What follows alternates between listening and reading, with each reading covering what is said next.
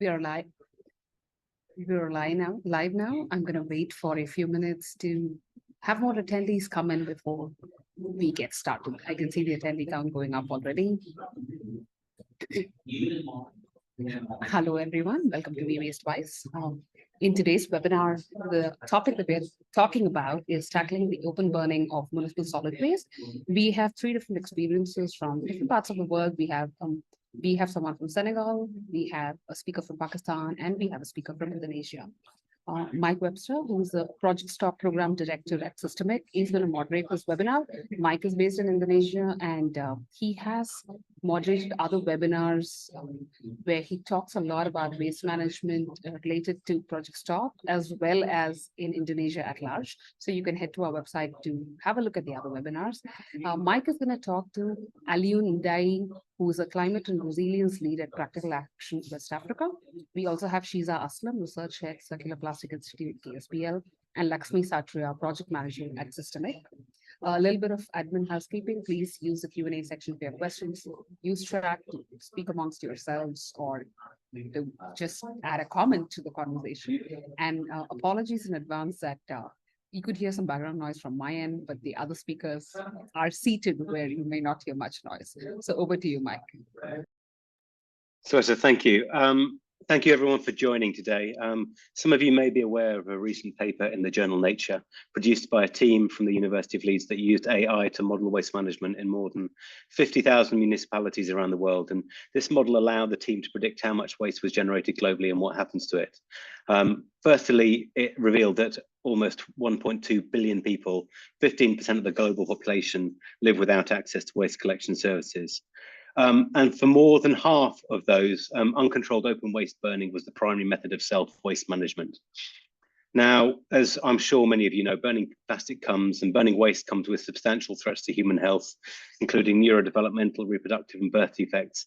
It's also a major source of black carbon. So open burning of waste not only feeds into local health crises, but also global environmental crises.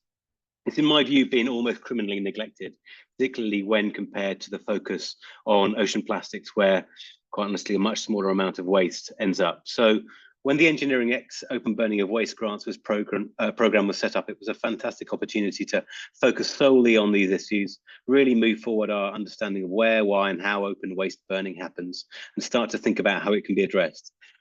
It's an absolute pleasure today to introduce three programs that have been funded all by the Engineering X Open Burning of Waste Grants program. We've got Dr. Alioune Ndiaye from Practical Action, who'll be talking about improving human health and livelihood through reducing open burning waste in Senegal. We'll have Shiza Aslam, who, as Sweta said, heads the Circular Plastic Institute at the Karachi School of Business and Leadership. She's also been a consultant for the UN Environment Programme and is currently researching a doctorate at the University of Leiden. And she'll be looking at talking about her program, which was generating evidence for open burning and enhancing understanding and capacity of relevant stakeholders, including local governments and vulnerable groups, against causes and impacts of open burning. And last but not least, we have my esteemed colleague, Lakshmi Satria. She's an associate with Systemic, has been working with various waste-related programs with Systemic, and she's currently focused on supporting the Project Stop Banyuwangi Hijau program, co-founded by Systemic and Borealis. We've been working in Project Stop since 2018 in Indonesia.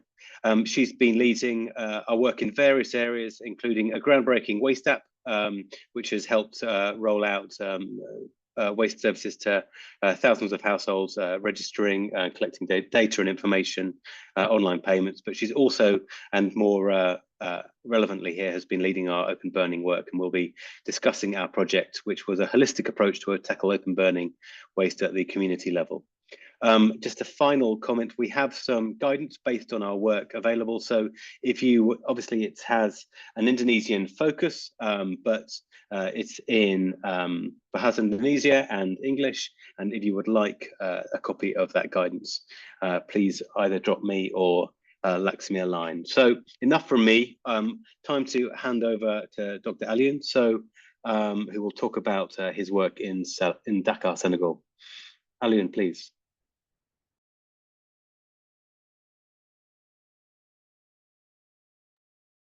Hello, everyone. Thank you, Mike. So I am just going to share my screen. If you can let me know it's okay. If you can see it. Yep, all good. Okay. So many thanks again, Mike, for this opportunity. So as you pointed out, my name is Ali Ndiaye. I'm the thematic lead climate resilience at Practical Action West Africa. So today I will present our ongoing project around open burning waste, to improving human health and livelihood through reducing open burning waste in Senegal, a project for which Practical Action West Africa is the lead with two partners, Sonaget, our national company of waste management in Senegal, and École Polytechnique Thiès, a high school, a top school really specialized also to train engineers in various fields. So just to give you a little bit of background around the issue of waste in Senegal, with the important production that we notice. For instance, with our partners Sonaget, with an estimation around 2.4 million tons of solid waste produced just in our capital city, Dakar, when we take 2023 as a year for reference. And that really leads to a lot of problems in terms of waste management. And some aspect also that is really a challenge is related to the low weight also in terms of sorting. And all the situation can lead to important practices of open burning waste, even though there are some laws that are supposed also to prohibit this practice. For the, in terms of background also, what we notice also is that this open burning waste can result in some strong health impact, with some study conducted showing some important respiratory issues, but also skin problems also for the waste collectors. First of all, given that they are really in the first position, they do not have also some adequate equipment to protect them, but also for the community also living near the landfill. There are also some serious environmental consequences in terms of contribution to the greenhouse gas emissions, but also some other issues regarding to contamination to groundwater, and threatens also the biodiversity. So against this backdrop, with the consortiums that I mentioned, Practical Action West Africa, Sonaget, and École Polytechnique Thiès, we propose a project to really contribute to reduce the health and environmental impact of open burning of waste in Senegal. And for this project, we consider four main components. The first component around waste prevention and reduction. And for this component, we first started also with a study where we try to have a better understanding about the behavior of household in terms of waste management, and also to promote some good practices in terms of reduction of the quantity of waste. The second component around health and safety. So for this one also, we conducted a specific study around the impact of open burning waste on health, but also to promote some innovative activities like setting up an early warning system with some sensors in the landfill. I also mentioned previously the issue related to informal waste collectors who do not have some protection equipment. So on this component also, there is an activity where we provide also some equipment to targeted informal workers. And the third component around waste recovery, where we explore various options like biogas and to really promote some alternative solution. And the last one around the scaling up of good practices, where we will really try also to share the lesson learned and the good practices. In terms of location for this project, we are working mainly in our capital city, Dakar, with a landfill of Mobos, which is most important in the country, but also another city called Thiès, around 70 kilometers from Dakar. And with this city also, they are sharing the same trends as Dakar, with an important population growth, rapid urbanization, and some issues also regarding the waste management. So just to give you also a little bit of presentation about some activities that we conducted also so far. We organized also a series of workshops in our two areas of intervention, Dakar and Thiès, where we bring together representatives from the communities, from the municipalities, and some main stakeholders to really discuss about waste reduction, various options to explore in terms also of recovery. And for instance, we talk about the possibility in terms of biogas production by considering some training for the communities and also for some informal waste collectors. But for this project also, one of our main activities and is really related, as I mentioned, to set up an early warning system prototype where we are able to really monitor the air quality around the dump site. And for these activities, the main lead is our partner, École Polytechnique Thiès. So we were able to develop a first prototype that really allow us also to measure some main pollutant in the dump site, like oxide of carbon, sulfur, nitrogen, and methane. But also for this innovative activities, the idea also was really to gather some information in real time and being able to share it also with main stakeholders, and with the objective at the end really to allow them to have a tool that they can use in terms of the decision. So we just work on the first prototype and with the idea to replicate it. I will just finish also with some conclusions and perspective for this project.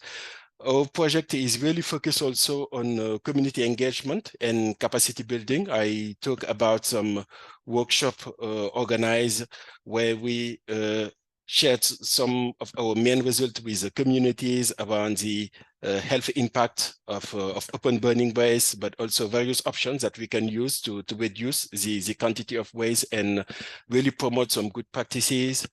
The fact that also that we'll be able to support also some informal waste collectors.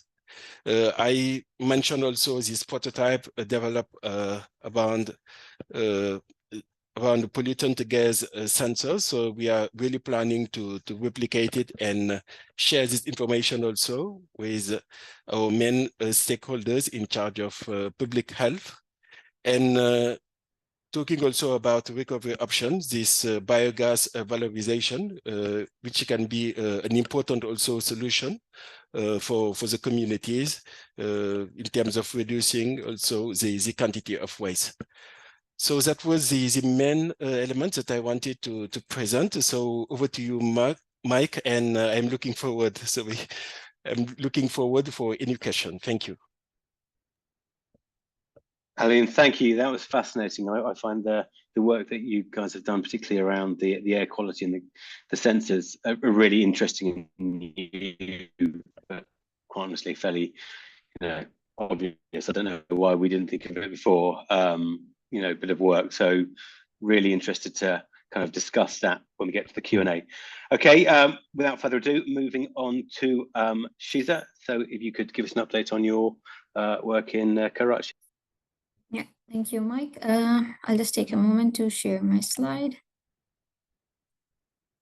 I think it should be visible now.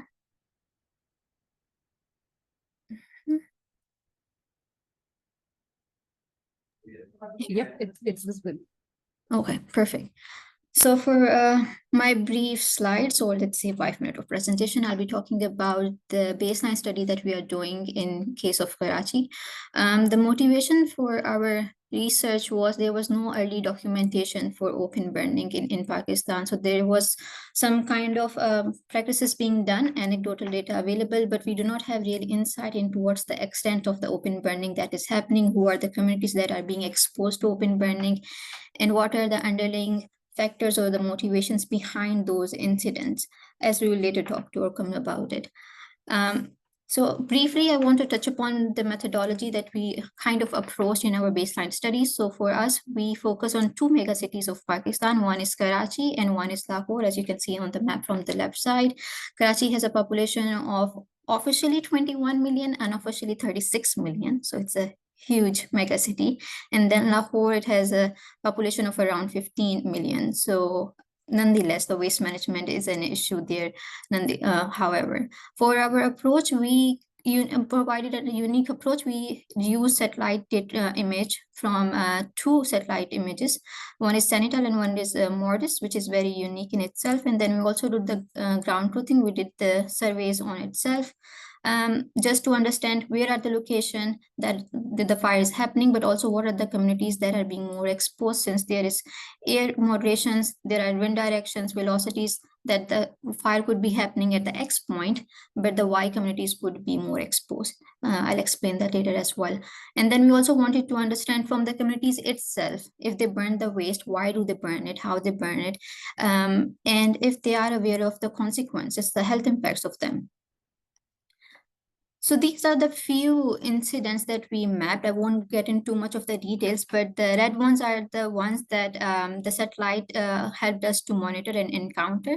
And the star ones are the ones that we already knew from our understanding and also from the stakeholders' engagement, that some of the areas, because of the various reasons, the waste burning incidents were happening. So first is to, even through very less resource intensive process, one could monitor let's say the fire incidents through the satellite imagery and otherwise, and can do so. On the left side, you would see the incidents in terms of Karachi, and on the right, they are for Lahore.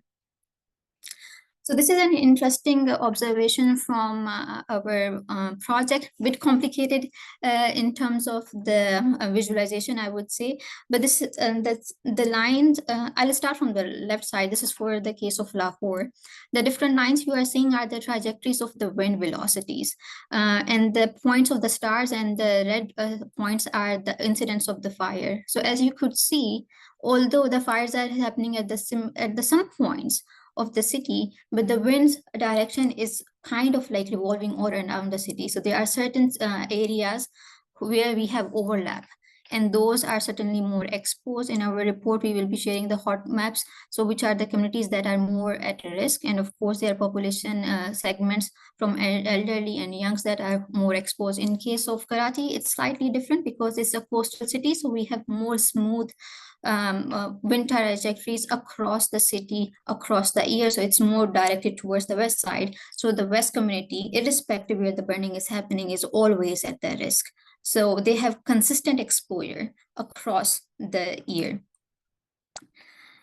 Now, these are some of the pictures we took from our fieldwork, but we also wanted to understand what are the composition of the waste that is subjected to burn. So this is just a few of the picture. We have more than 500 of such cases, which we subjected to pixel analysis just to understand what is the waste that is subjected to burn. But also we asked the communities if they sort any waste, or if they take any extra measure. Let's say if they have sensed that plastic burning has like causing them more cough, so if they would just like pick the plastic aside and otherwise. But from general practice, they would burn everything that is there, just to kind of see open burning as a waste management strategy therein.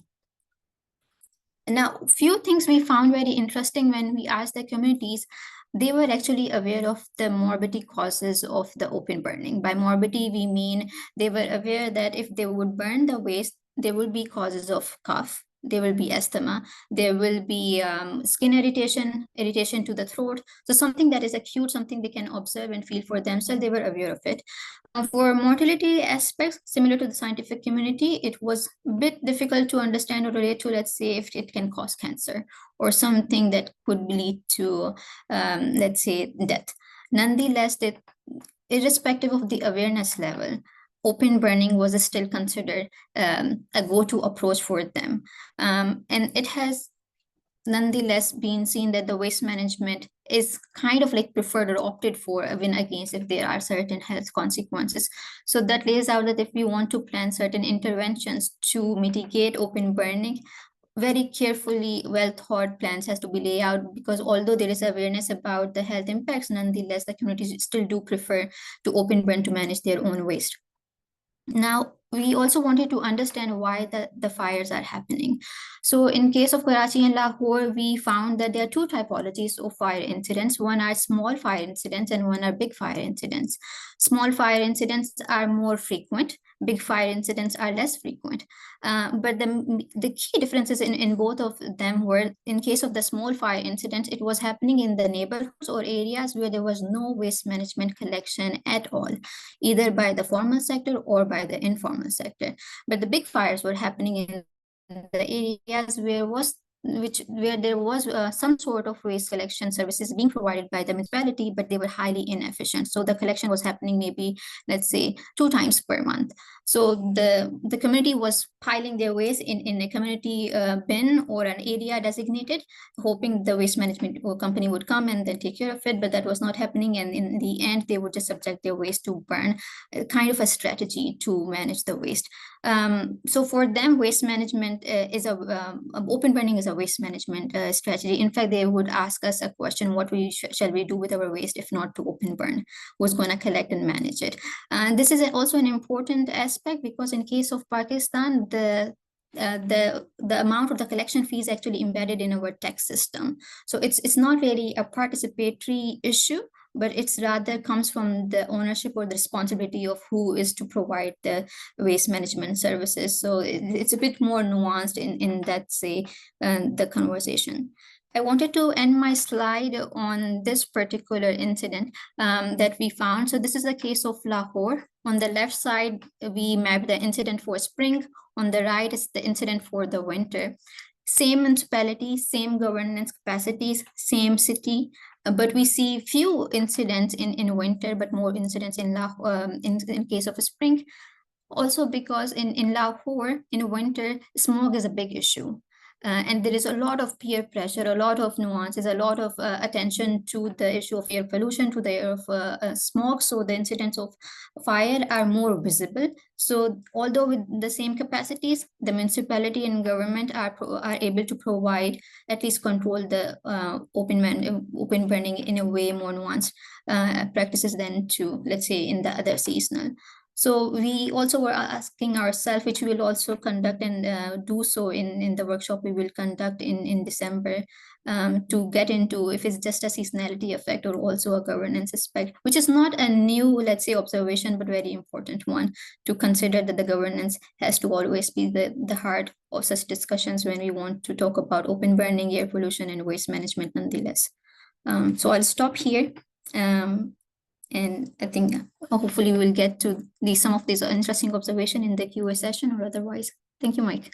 Fascinating stuff, Shiza. It's some of it's quite familiar, and I think we see in different parts of the world, and then again, there's also some kind of local characteristics. I thought the people actually burning less in winter when they're more concerned around air pollution was a very interesting kind of finding and nuance.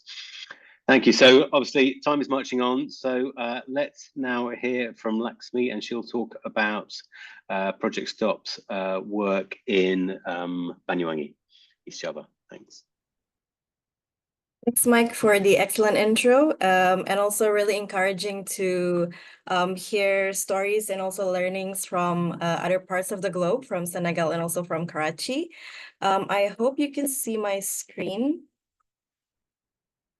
So in the next 5 minutes, hopefully, I will share about our Project Stop approach for tackling open burning. I hope you see like the right part of the slide, or is it not? It's all good. All good. Perfect. Okay. Great. Yeah, and our open burning initiative in Indonesia is delivered as part of like a bigger program. It's as part of Project Stop. And in Project Stop, we are partnering with cities, with local governments to deliver a system change solution to stop ocean leakage, mainly for ocean plastic pollution. And in Project Stop is initially it is co-founded by Borealis and also with STEMIC. And it was originally started in 3 small cities in Muncar, which is at the eastest part of Java Island, which is like the most populated island in Indonesia, and also started in Pasuruan and Jembrana. And as we got more tractions and success stories in Indonesia, now we are scaling up the delivery of Project Stop to the entire region of Banyuwangi, which is where this open burning initiative is started in Indonesia. On the left side is the impact of Project Stop overall Project Stop from all the stop cities since the beginning of our implementation in Indonesia. And yes, we are also partnering with not only the city government, but also national government, a lot of our corporate stakeholders, civil societies, and also academic partners. And initially for this open burning initiative, it was funded by Engineering X. But I think with the impact that it has delivered on the ground, we are currently also scaling it up beyond the pilot project with Engineering X.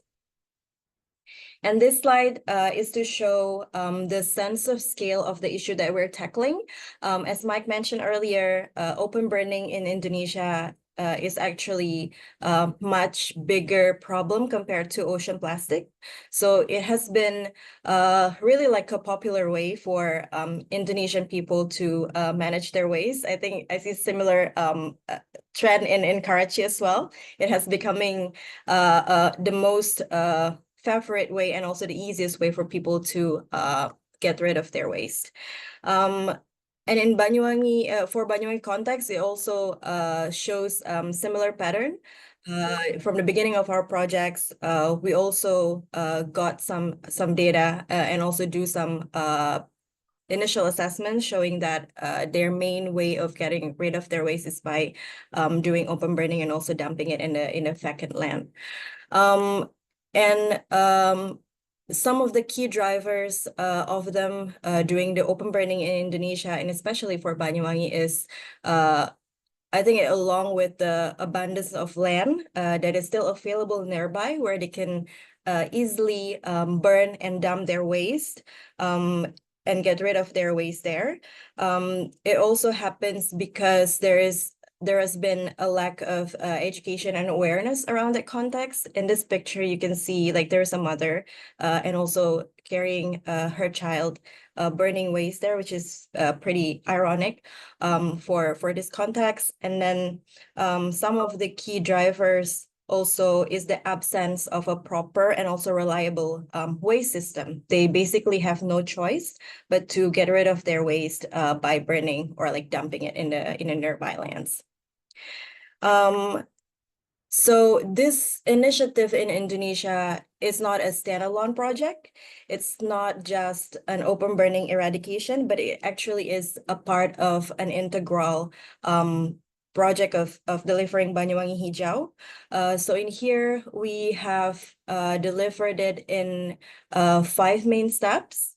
The first one is the foundation to unlock the system change approach. The first one is policy setup. Following up the policy setup at national level, our NDC targets to eliminate emissions from the burning of waste, which is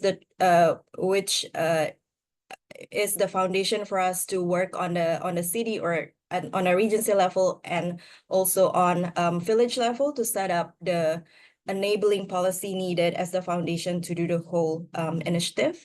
And then the second step is doing village activations. There are a lot of brainstormings, a lot of discussions with local leaders, and also with religious leaders at village level, to really grow their ownership over the program, and also to agree on the mobilization of resources, both on budget and also on people resources, to initiate and also to continue this initiative.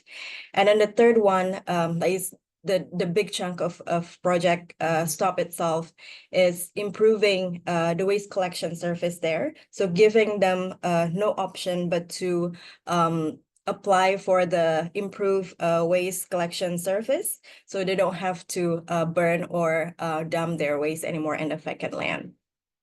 And after we have imposed or applied the improved waste management system, by then we will select or prioritize the open burning hotspots to be closed together with the community leaders. And after that, we are going through step 5, which is the closure of open burning, and then the transformation of that land for other purposes. And then this slide shows the before and after of some of our pilots earlier this year. So the picture on hotspot number 1 is really an interesting example from village context. So the before, it was a quite large of a vacant land, which all the people in that village they used to dump their waste and also burn their waste there, which causing a lot of problems, a lot of smells, and also quite troublesome during rainy seasons.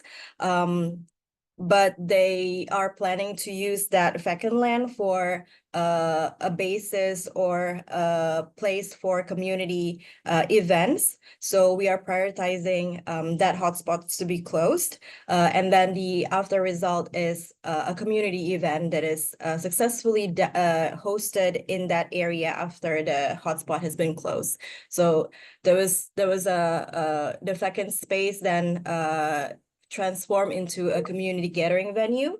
And it was a picture of a community mass prayer and also preaching, which was happened earlier this quarter. And then on hotspot number 2, it was a problematic hotspot for decades. It has been there for 60 years.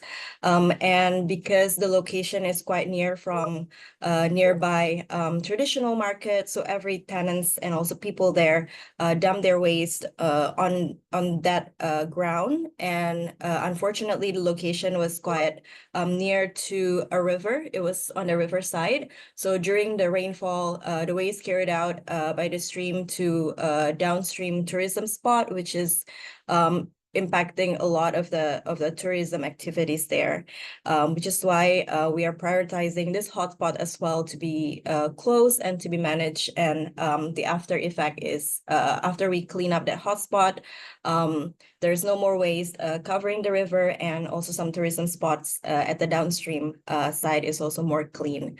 So yeah, it has been quite effective to maintain the momentum of the waste system delivery and also the system change at local level. So that is why we are scaling it up beyond Engineering X project to other villages in Banyuwangi region. And yeah, I think that's the end of my story from Banyuwangi. Happy to take on any questions if there are any. Back to you, Mike. Thank you. Fantastic. Thank you, Lakshmi. So just to kind of recap on what we've heard in the last 20 or so minutes, thank you for firstly speakers for such a kind of clear, concise, fascinating kind of whirlwind tour, well, across the world really, looking at the issue of open waste burning. So first of all, we heard from Alian talking about their amazing work, look at their community engagement capacity building, working with the informal sector, this fascinating work around the expansion of pollutant gas sensors, so people can really understand, what the impact of open waste burning is, just very much that day, and looking at their work with biogas valorization as well. And then we went across to Karachi. Really, I thought some kind of fascinating insights again. People are aware of the impacts of open waste burning, but they still do it. Less of it in the winter when perhaps it's more obvious. So perhaps there's some interesting hints, suggestions about, how we get people to think about this more clearly when things are slightly more in your face. And then we heard from Laxmi just around, there were clearly some kind of crossovers with some of the previous stories we'd heard, but that kind of integrated approach. So behavior change to get people to think about how they, the impact of open waste burning, practical steps to address particularly those hotspots where people tend to bring their waste to a kind of a communal site where it was then set light to, providing that alternative, because it was integrated with the provision of a rollout of a solid waste collection as part of the Project Stop Banyuwangi Hijau program. So a kind of an insight there. So there's been a few really interesting questions, and yes, thank you, Sweta, for giving me a nudge. I mean, there's a few questions. I mean, I'm going to start with one for Shiza, and then I think I'll open it up to everyone else as well. But people are aware about these short-term health impacts, but they're also burning. What were your conclusions? What's the best way to address that and get people to think about what they're doing and change their behavior? Yeah, so that's $1 million question, isn't it?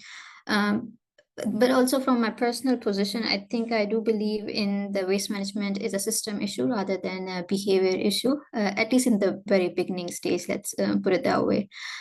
So collection services remains the core. So the waste management collection or waste management system, it's a basic human right that they should be provided with. Who is to provide and how we have to go about it? There are several ways to go about it. In case of Pakistan, at least in Karachi, we are opting for at least putting or emphasizing that the more entrepreneurial approaches should be included rather than releasing tenders that only the big sharks can win, and they have no interest in providing the services to, let's say, low-income, middle-income communities. So going about the waste management services, providing them with the system, and then kind of coupling it with the behavior change, very much similar to what the Project Stop is doing in Indonesia, providing the system first, the collection services, at least some way for them to a direction and alternative to be provided, and then layering it with, let's say, the behavior change. But the waste collection services, the waste system remains the core, and this has to be taken by someone. So there we are investigating what could be the potential ways, least cost effective, maybe most feasible one that could be done, perhaps an integration of informal sector, social entrepreneurs, or maybe some changes in the tendering processes altogether.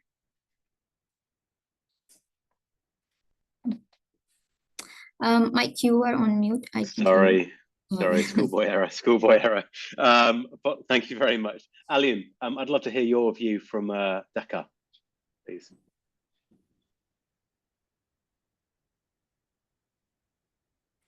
Sorry, I just had an issue. Can you repeat, please? Can you just repeat the question, sir? Okay, no, just as kind of Shiza mentioned just now, and just in the question, people are aware often about the short-term health impacts, but they are also burning.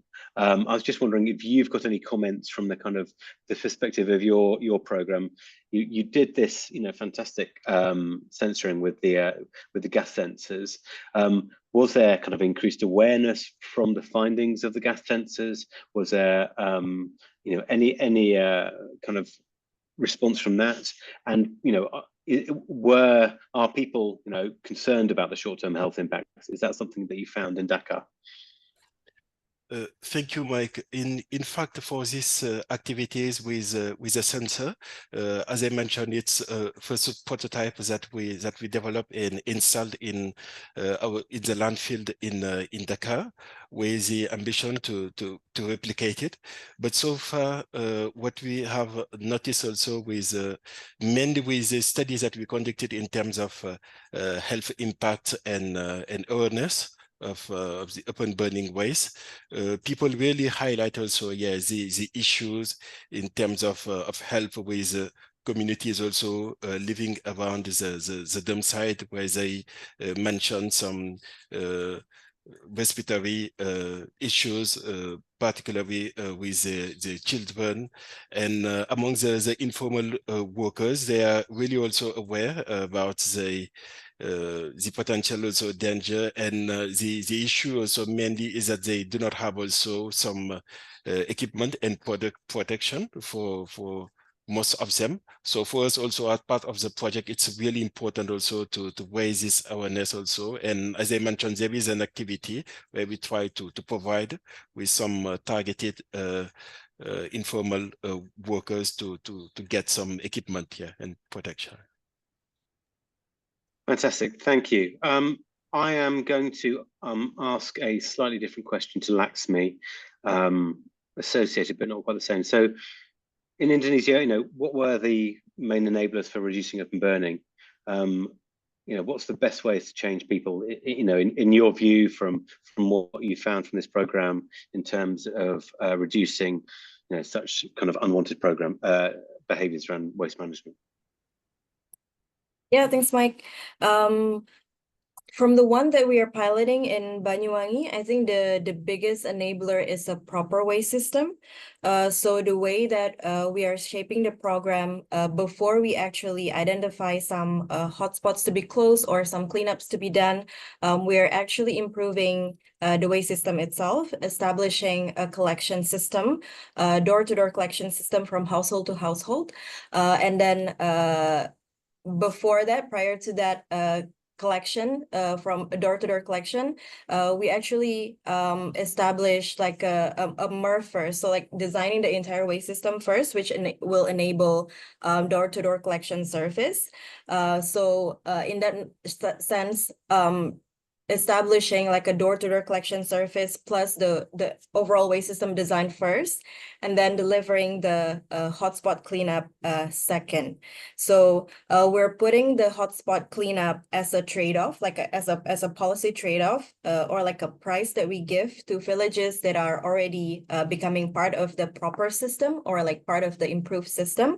So during the way that they have to close their existing hotspots, they actually already have a proper and also reliable system in place, which is like a trade-off of their behavior. And also prior to establishing that door-to-door collection service as part of our village activation, there's a behavior change triggering. It's quite an interesting process where it was done collectively as a group at village level, and also to some extent also door-to-door education cases, where in that sessions we are educating the people, the community in the village, alongside with some community leaders and also sanitarian caterers from the nearby health facility, to educate people of the impact of open burning, and also the cost of doing nothing, and also the cost of applying to a proper waste system, and also what will we get out of all the improvements that we are doing. And from that sessions is also quite interesting, because that triggering of the behaviors change session, it creates a peer pressure. For example, there was one case where we are about to set what is the optimum waste fee for that village. Once one person said let's say it's like 50K, then everyone will say something around 50K because they have like this peer pressure not to agree on a value that is less compared to their neighbor. So it's quite an interesting process of changing the behavior of the people on the ground. That's my.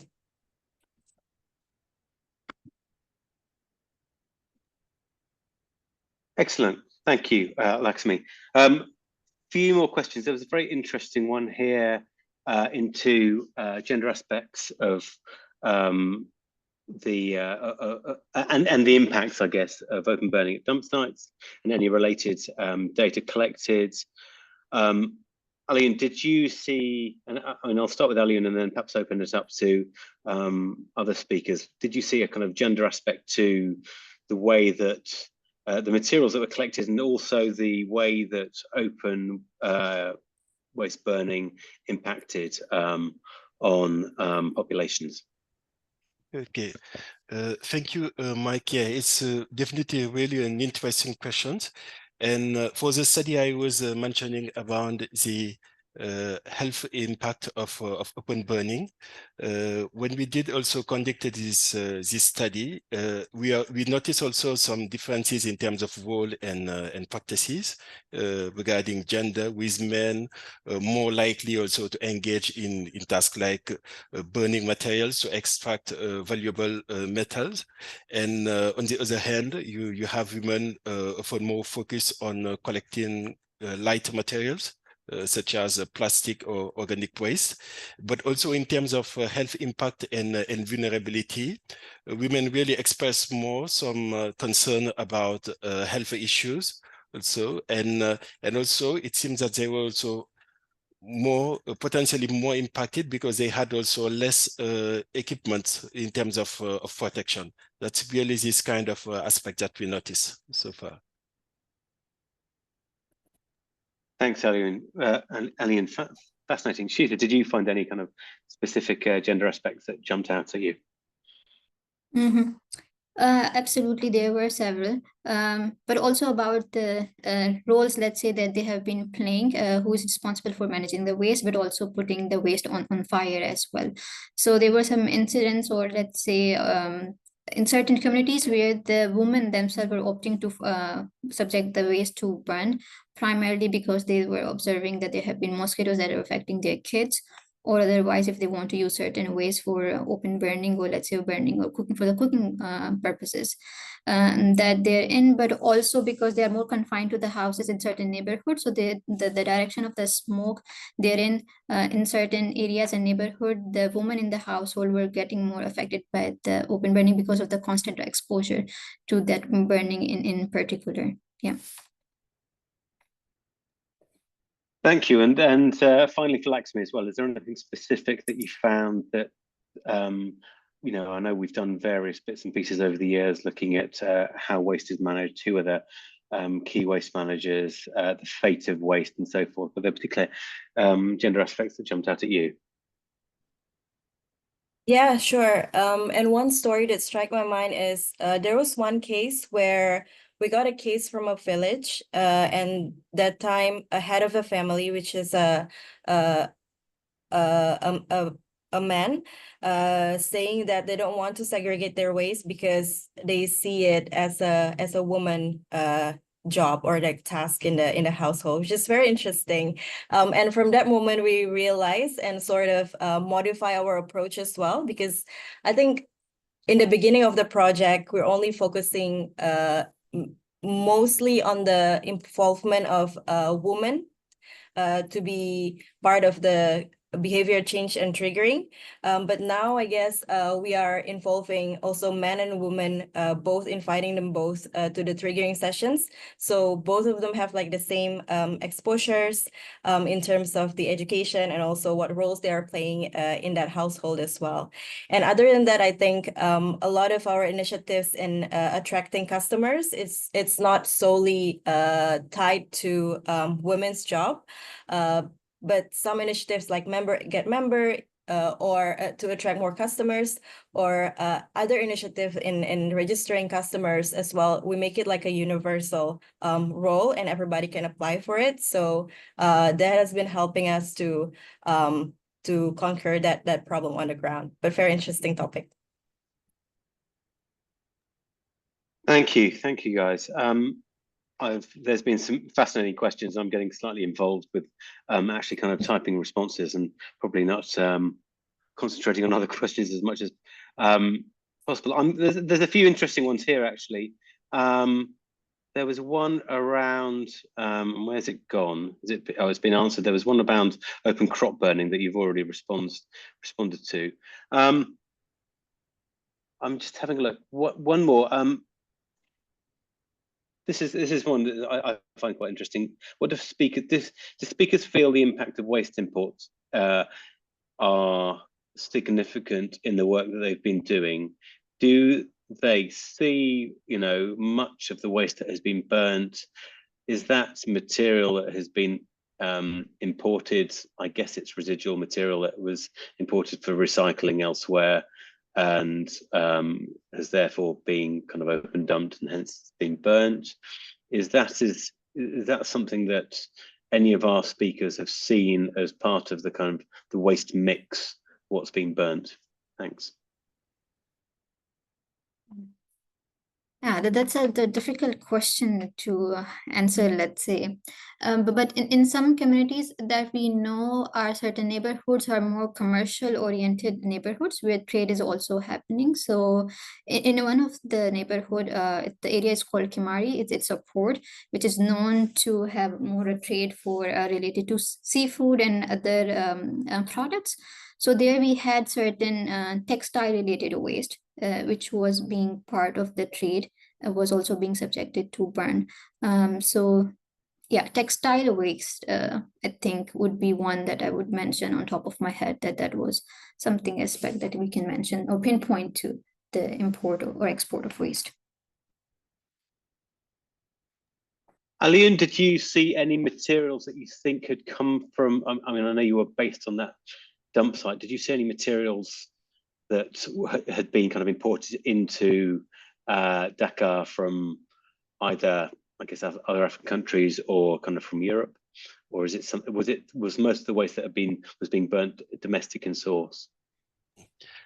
I will say mainly domestic, but yeah, I believe also in Senegal we can mention some trends like Shiza also mentioned with textile also, that is also quite important. But certainly that's something that I will follow up also with our partners, our national waste management company, to really know more about that. Yeah. Thank you. Lakshmi, do you have any comments, and I can kind of follow up on the kind of the Banyuwangi Hijau aspect once you're done? Yep, quite similar, but I guess Indonesian government in the past couple of years have limited the amount and also types of waste that can be imported to Indonesia. Currently, no waste can be imported to Indonesia, including textile waste, which the implementation has been quite problematic in the past years. I think it was earlier last year that the government is banning the import of textile waste to Indonesia as well. The policy, the regulation is there, and I think in terms of implementation, haven't heard a lot about it, but I guess it also needs like an enforcement to make sure that it's really being regulated and also watched and relied. Yeah, I mean, I'm just gonna follow up. Banyuwangi itself, as you may recall, when Lakshmi shared the slide, it's a kind of provincial city at the far east end of Java. It is away from, I guess, what you might call the industrial heartlands around Jakarta and Surabaya and some of the large industrial cities in Java where material is imported. So I think, within Banyuwangi itself, there's very unlikely to be anything imported. I think it's an interesting topic. I mean, seeing there's been a couple of questions on it.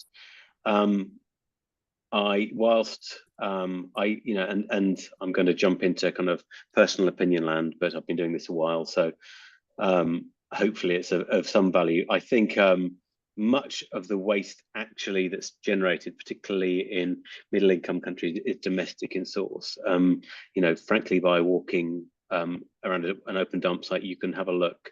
You know, look at the brandings, look at the names, look at what's there. And large amounts is, apart from localized areas where there are industrialized importation facilities, it is largely domestic in source. And I think there's a need to separate, you know, challenges around global shipments of waste, which there may well be very, very good reasons for wanting to have it managed domestically, in terms of traceability, in terms of worker rights, in terms of environmental standards. But that is separate from the management of solid waste in lower and middle income countries, where there is that big collection gap that we talked about in the study at the beginning of this webinar. And by even if we switched off all of the waste imports tomorrow, it wouldn't make a measurable difference in many parts of the world. And one thing that really came out of that University of Leeds study is that particularly the plastic leakage in the world comes from places with lack of solid waste collection, domestic solid waste collection. And so it's, you know, this isn't a blame game, this is a solutions game. And so you know, if we're going to actually look at addressing these issues, we need to be kind of clear and honest about where the waste has come from. But I think I find it very interesting seeing how kind of what a hot topic it is. I think Bernard has asked a really interesting question, and perhaps the big one, and it's going to be the question that I leave you all with, is most countries where open burning is widespread have legislation in place against the practice. Quickly, I would really be interested in hearing Alian, Shiza, and Laxmi. Alian first. You know, why then does open burning continue in your country? And I'm sure there's some kind of legislation against it. So why does it continue? Yeah, Mike, you're completely right. That's a tough questions, and there are some legislation, but there is some difficulties in terms to enforce it, and I think the main difficulty really related to some communities that are quite vulnerable, and finally in terms of their livelihood depends really on this activities, them to get some materials that they can sell, and that's why also they are doing these practices in terms of open burning. So definitely something difficult. And as I mentioned during my presentation, you know, as part of this project, we are considering various activities in terms of capacity building. I talk about the biogas option also, and with the idea that we will be able also to train some informal workers who will be able also, to really find some alternative solution, and I think the main point is that really try to improve the livelihood of this, as I mentioned, of the vulnerable communities by really providing some way to find other activities, and but definitely a difficult question. Yeah. Thanks, Shiza. Yeah, it's the same for, I think, in case of Pakistan as well. So we do have regulation which says that open burning is not allowed. If you would to open burn, you can be penalized, heavily penalized, depending upon the intensity of the area. But then again, as been pointed, the neighborhoods where the open burning incidents happening the most are the ones where either there is no waste management whatsoever or inefficient. So when we visit the communities, they were in fact delighted, or we would actually want the government or the agencies to confront us, because we already pay through our tax for the waste management, and we don't have a waste management option. So so the question is start with providing with the services in case of Pakistan, which is I think slightly different for the case of Indonesia, where the collection fee has to be paid, and it's a question of the participation when there is an option for waste management being provided. But here the question was, there is no waste management whatsoever, no collection at front. So who to blame? And the ones who were subjecting to waste, or the ones who were not providing the basic facility to begin with? So yeah, that I'll leave it with that. Thanks. Lakshmi, go on, give us 20 seconds. I can see Sweater getting. Yeah, quite similar, I guess, because collection is key. So the absence of like a proper and reliable collection is the main driver, because they don't really have any other option other than burning their waste. And second of all, they have the land available for that, either their own land or a vacant land nearby. And in relation to the regulation, there is no carrot and stick to the matter that it matters to the people.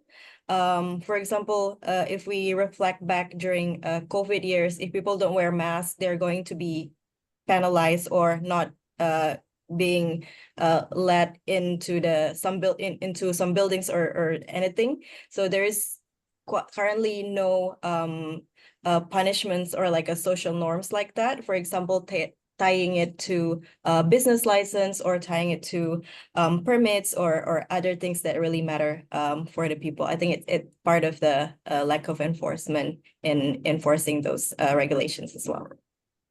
Wonderful. Thank you so much. I think we're pretty much on the hour, which is great. Sweater, back to you. Thank you very much, everyone, for being involved. Thank you, Mike. Thank you, Shiza. Thank you, Lakshmi and Alun. To the audience, I can see several open questions. I'm going to try to get in touch with all the speakers to see if we could get a response. So we put it up on our website in 2 weeks when the recording is ready and open for all. But other than that, everyone's contact information is in chat. I've already put it in. So please feel free to connect with the speakers. We can clearly see that this is an issue that a lot of people are interested in. So Mike, maybe we could have something on the periphery of this issue in a later webinar with you. So More than yeah, happy to. Thanks a lot to all the speakers, and thank you to our audience as well. Have a good day. The webinar will be up in 2 weeks on our website with the additional unanswered questions. So thank you, everyone. It's been an absolute pleasure. Have a nice Thank you. day. Thank you. Bye. Have a nice day.